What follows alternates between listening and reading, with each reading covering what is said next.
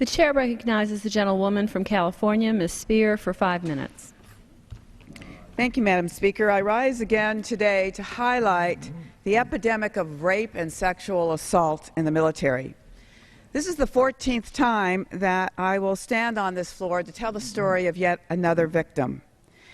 Each has proudly served their country, each was violently attacked, and each was subjected to a system of justice that protects the perpetrators and punishes the victims.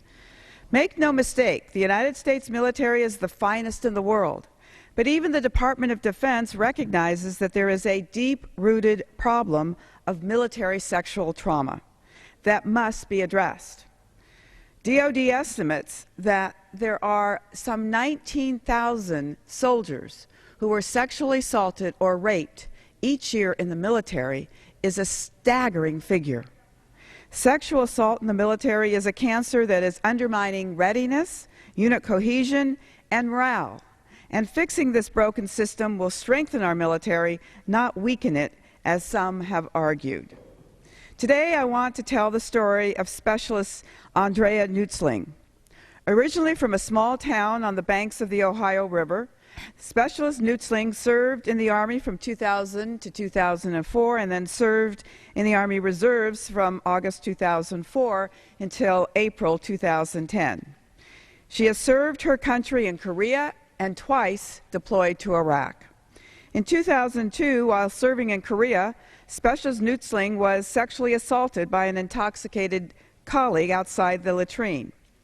She decided to report the assault to her command, and her assailant was sentenced to 5 days of base restriction. That was it. In August of 2005, Specialist Nutzling was deployed to Iraq, and again, one of her fellow soldiers sexually assaulted her. But after learning what justice meant for a previous perpetrator and not wanting to be seen as a troublemaker, she decided not to report the sexual assault to command. Instead, she simply slept on a cot, her rifle pointed towards the door, for days. Several months later, she was deployed again to Iraq. After being in the country for 2 weeks, Specialist Nutzling was brutally raped and physically assaulted by 2 soldiers.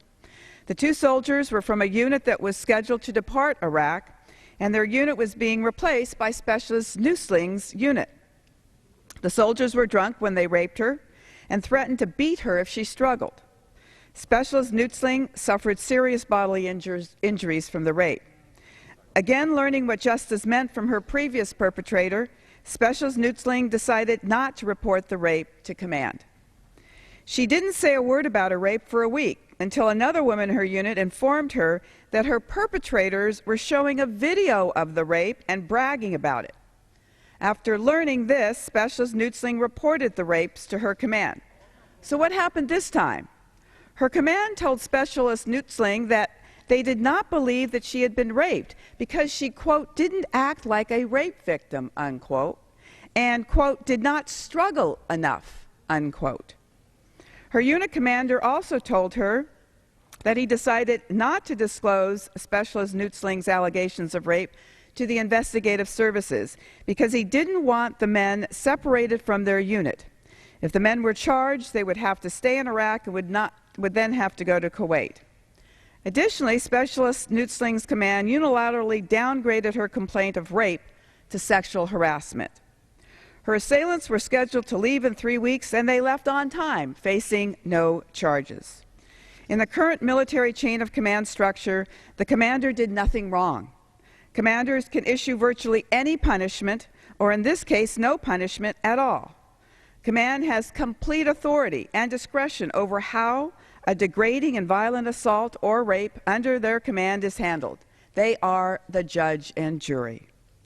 We need to end this unjust and horrific pattern, and we need to end it now.